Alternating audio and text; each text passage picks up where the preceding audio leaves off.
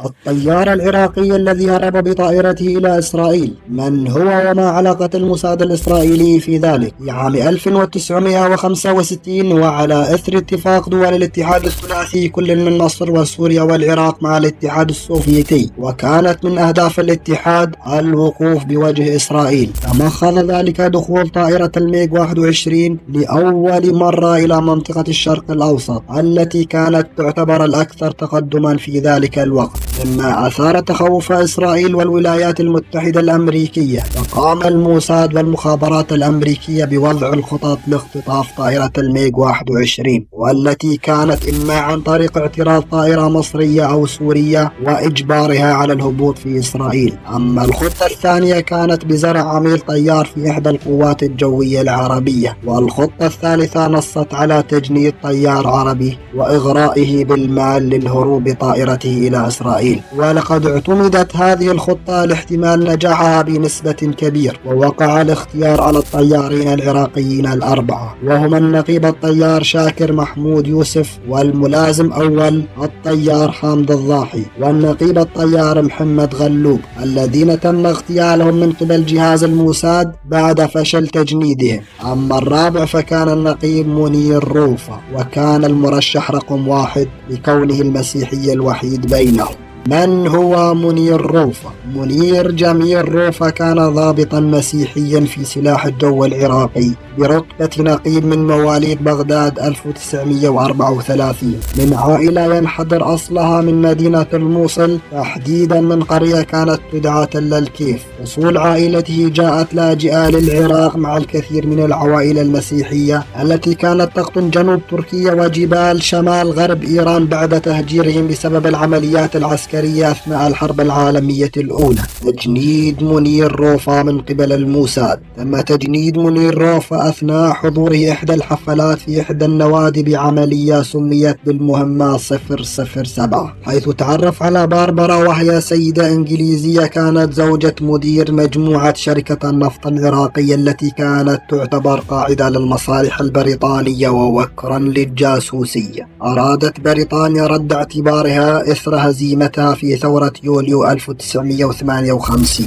تطورت علاقة منير روفة مع باربرا، فارتبط بها بعلاقة عاطفية سرعان ما تحولت إلى علاقة غريزية. أراد من خلالها استغلال موقع زوجها المؤثر لدى السفارة البريطانية لغرض تهريبه إلى إنجلترا أو الولايات المتحدة، وهي تعلقت به لوسامته ورأت فيه أيضا الأداة لتنفيذ مطامح السفارة البريطانية في بغداد، وأخذا يلتقيان سرا بعيدا عن أنظار زوجها من جهة والاستخبارات العراقية من جهة أخرى. ما لبث أن عرف زوجها بعلاقتها بالطيار العراقي فعزم على التخلص منه، فأبلغه أنه سيقوم بمساعدته على الهرب، وبعد التخطيط اتفقوا على تهريبه بجواز مزور بصفة أحد العمال على متن إحدى البواخر. انطلقت الرحلة، وبعد عدة ساعات نوم عميق من جراء المخدر الذي أعطي له وجد نفسه في تل أبيب بدلا من لندن. فقام الموساد الإسرائيلي بالتحقيق معه وتوثيق صور له معهم، وهددوه بفضحه أمام الاستخبارات العراقية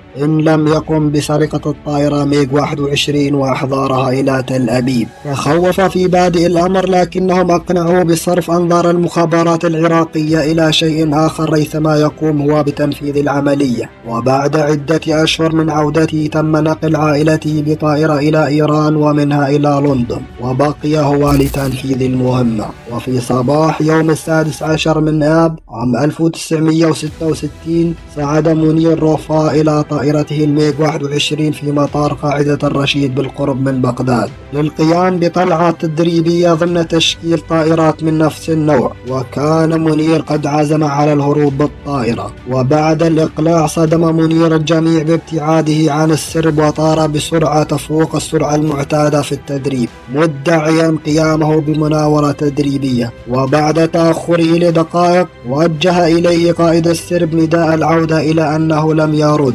فحاول اللحاق به، لكن منير كان قد ابتعد كثيرا متخذا طريقه نحو الحدود الأردنية. قامت طائرتان أردنيتان من طراز هنتر باعتراضه، إلا أنه أفلت لفارق السرعة والتقنية في طائرته، واتجه إلى حدود إسرائيل مخترقا منطقة البحر الميت. وبعد دخوله الأجواء الإسرائيلية أقلعت عدة طائرات من طراز ميراج 3 لاعتراضه، ظنا منهم أنه هجوم معادي. وقبل إسقاطه بلحظات قام منير بخفض سرعة طائرته، وجاء النداء من القيادة الإسرائيلية عبر اللاسلكي بعدم اعتراض طائرة الميغ ومرافقتها حتى تهبط. وبعد تسليم الطائرة للإسرائيليين خرج منير بلقاء صحفي سمحوا له بالتكلم باختصار، وقال أن سبب خيانته لبلده لأنه كان يشعر بالتمييز العنصري والاضطهاد. قام الإسرائيليين بدراسة الطائرة وكشف كل خفاياها التقنية، وتمت مكافأة منير بمنحه الجنسية الإسرائيلية ومبلغ مالي كبير. والتحقت به عائلته في إسرائيل،